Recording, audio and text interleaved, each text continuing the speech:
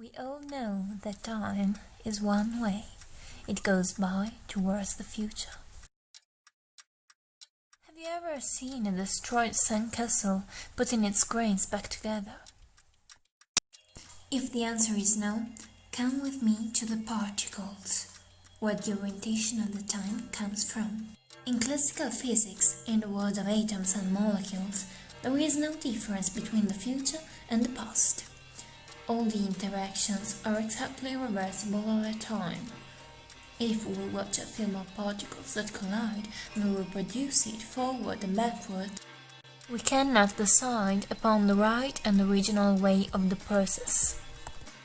And this is because, in both the cases, mechanics laws are respected. But for what concerns phenomena that involve a great number of molecules, there is an irreversible change, from order to disorder. Physicists call this chaos entropy. Once the many particles have got mixed up, they will never come back to tidying themselves up to their initial situation. They won't separate themselves spontaneously, because each molecule will casually be pushed here and there to get a messier and messier physical system. We'd better say that a tidy reorganization of the system isn't truly impossible, but really, really absurd and improbable enough to be considered unworkable.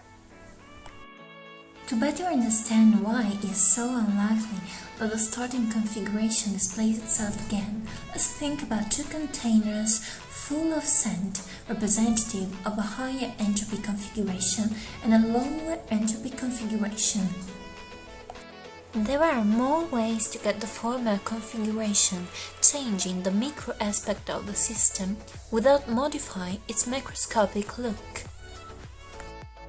These ways are represented by the value of W in the Boltzmann's entropy equation. So, the more messy system is stubblier and statistically likelier. Eventually, we cannot separate pin grains from the others. So entropy is the only reason why seconds run, and why we cannot go back in time. Beta, it's really improbable.